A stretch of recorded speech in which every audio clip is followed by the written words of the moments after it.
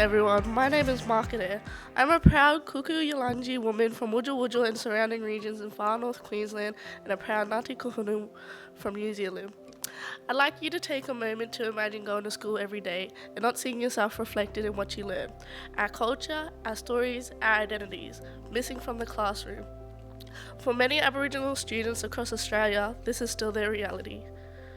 Today I would like to talk about an extremely important topic: how can we improve education and teaching for Aboriginal children and how we can adapt our methods to better support their learning, their identity and their success.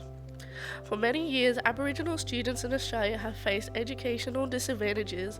These challenges include difference in language, cultural misunderstandings, lack of resources in remote communities, and teaching methods that do not always reflect Aboriginal ways of learning. If we want real change, we must recognise these challenges and actively work to improve our education system. We need to incorporate Aboriginal culture and knowledge into the curriculum. While Aboriginal and Torres Strait Islander perspectives are included in the Australian curriculum, we know this is not always implicated in meaningful or consistent ways. Too often, it can become something that is touched on briefly rather than something that is deeply understood and valued. Education becomes more meaningful when students see themselves reflected in what they are learning, when our identity, our history, and our traditions are respected in what we learn. When Aboriginal histories, perspectives, and ways of knowing are generally embedded, it not only supports Aboriginal students, but it also helps all students develop a deeper respect and understanding of the world's oldest living culture. We must build strong, genuine relationships with Aboriginal communities. Schools should work closely alongside Aboriginal families, elders, and community leaders. These partnerships allow educators to better understand cultural values and local knowledge.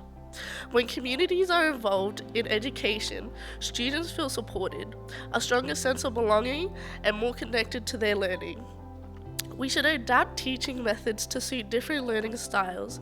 We need to rethink the way we teach. Many Aboriginal students learn best through observation, storytelling, hands-on activities, and learning alongside others with community involvement. Teachers can use more visual learning, collaborative art activities, and real-life experience rather than just relying on textbooks and lectures. Flexibility and cultural responses teaching methods can make a significant difference in engagement and understanding. Moving beyond a one-size-fits-all approach can transform how students connect with their learning. Another important step is to support and train teachers in cultural awareness. Teachers need the knowledge, confidence, and understanding to respectfully teach First Nation students and including Aboriginal perspectives in the classroom in meaningful ways. Cultural consistency training can help teachers create safe, inclusive, and supporting learning environments where students feel respected and valued. Representation also matters. We should encourage more Aboriginal and Torres Strait Islander teachers and education staff. Aboriginal educators can provide powerful role models for students and help bridge cultural understanding within schools. Representation in the education system helps students feel that they belong and that their success is possible for them. Finally, we must improve access to resources, particularly in rural and remote communities. This includes school facilities, access to technology, and additional support programs that help students stay engaged and succeed academically. Improving education for Aboriginal children is not just about closing a gap in achievement. It is about creating a system that respects culture, respects diversity, and supports every child to reach their full potential.